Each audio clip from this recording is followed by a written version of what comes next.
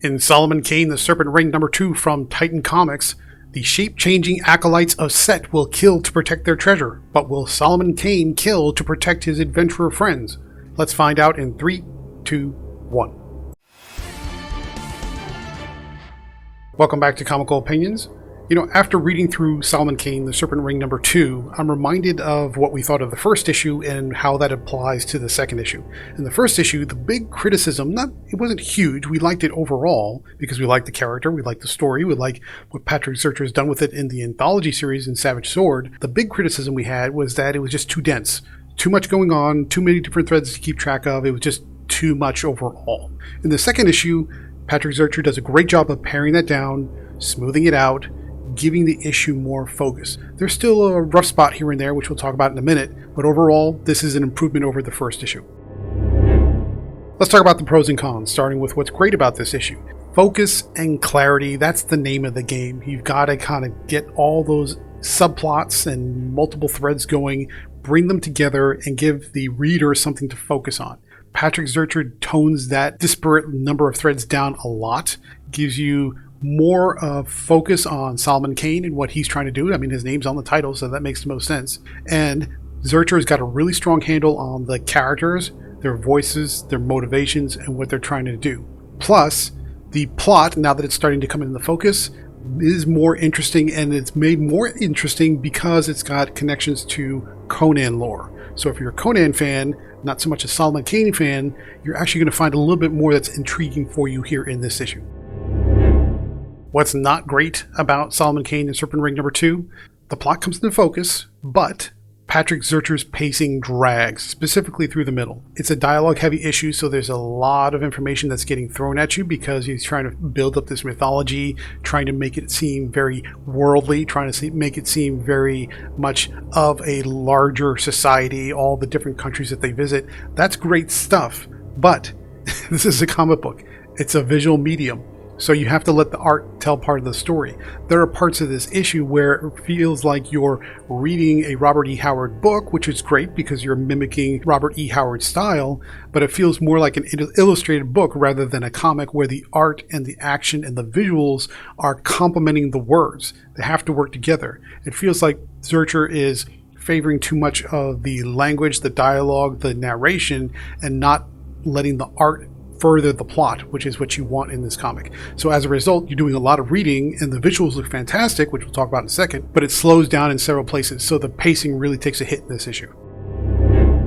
Alright, let's switch gears and talk about the art for a second. Patrick Zircher is the writer and the artist, so you know that the visuals and the words are going to be pretty much in sync. The artwork in this book is fantastic. It's detailed, it's gorgeous, it's practically cinematic in every way possible. It almost looks like a film reel come to life on the page. Every panel is work of art, which is an impressive feat for a dialogue-heavy issue. I mean, the visuals are still engaging, despite the fact that the pacing kind of takes a hit and you're doing a lot of reading. Even better, the brief action scenes you get, there are not too many of them and they're pretty short, look great. So this issue, visually speaking, is a masterpiece. Let's take a step back and look at the big picture. If you're a Conan fan, you probably recognize the name of Set the Snake God, which is a prominent figure in this issue. But the story also contains references to the Stygian wizard known as Thoth Amon. Further, if you're a Titan Comics fan, you'll notice the story's contents dealing with Set and snake gods and snake acolytes and what have you echoes Conan's current troubles with Set in his own self-named title, Conan the Barbarian. So there's some overlap and synergy between the titles.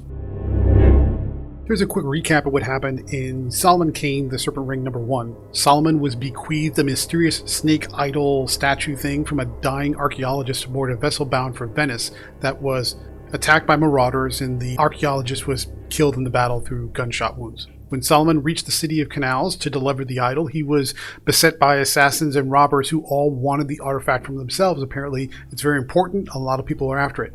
The issue ended with a pair of hunters from Ndongo finding a disturbingly shaped skeleton in the high grass with a serpentine head, and a Venetian librarian who, with his lovely daughter, received an unexpected visit from a man in black, Solomon Kane, after he was wounded from a battle with robbers and assassins. And that brings us to Solomon Kane, the Serpent Ring #2. We begin in Sal Marco Mission, which is where that skeleton was discovered from the first issue. Father Goncalo pens a letter to his compatriots saying, hey, I've got this weird skeleton. It says something really strange is going on. We may have a completely unique archaeological find here and we need to do something about it. Suddenly he's interrupted by this priestess of Set named Shah Kabet to reclaim the skeleton, saying, this is one of ours, it doesn't belong to you. And she then brings forth a shape-changing follower of Set who looks exactly like the father, kills the father, sets the place on fire, and then disappears with the skeleton, leaving the shapeshifter in the father's place. Then we shift back to Venice, where Solomon has now given the snake statue to Abramo Bensaid. Bensaid examines the statue, says, I have no idea what this is, what I'm supposed to do with it. His daughter takes the statue, her name is Diamanta, smashes it, and finds inside what she suspected, a map that takes them to the fabled Serpent Ring. Suddenly, Zarza and Nico, who are the privateers from the last issue, break in and say, we want the map for ourselves. There's a brief fight, but Diamanta threatens to burn the map. Zarza says, hey, I'm an honorable man, I'm a man of my word, why don't we team up? We'll go get the ring. Any treasure around the ring, I get to keep, and you can have the ring. I'm more interested in treasure than artifacts anyway. So even though it's probably a very unwise decision to team up with these guys, they all agree, and Solomon leads the charge. So this new group of adventurers, they book passage on a ship that gets them from Venice to Africa, where the mission is located, where the map is pointing to. Along the way, they get to know each other. They have conversations. They get into this bar fight when they stop at a watering hole to resupply, and all kinds of things happen that are just basically interpersonal development pieces. The issue then ends when the team arrives in Ndongo to meet Father Goncalo, who we now know is a fake. He's an imposter, and they're unaware that the shape-shifting demon is going to do something terrible to them. So final thoughts. What do we think about the issue?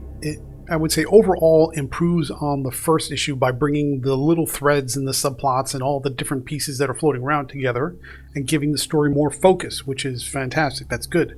Patrick Zurcher's swashbuckling adventure puts Solomon Kane on a treasure hunt fraught with danger, and that's exactly the kind of thing you would expect for a Solomon Kane story. And the artwork, which Patrick also does, looks fantastic. I mean, it is amazing looking art. That said, it is a dialogue and narration heavy issue, so the pacing drags in several spots. Visually, it keeps your attention, but through the words and trying to keep pace with the story, not so much. Therefore, Solomon Kane, The Serpent Ring #2 from Titan Comics earns an 8.5 out of 10. That's still higher than most people would probably expect from the critique, but it's a great issue overall. It's a great character that we love, and we want to see more Solomon Kane. Pacing issues can be fixed. Bad stories can't. I think the story is good. If we can get the pacing up, we'll be in great shape. But let me know what you think. Are you enjoying this series so far, and are you a Solomon Kane fan? Let me know in the comments section down below. So thank you very much for joining, and stay tuned through the outro for more reviews just like this one.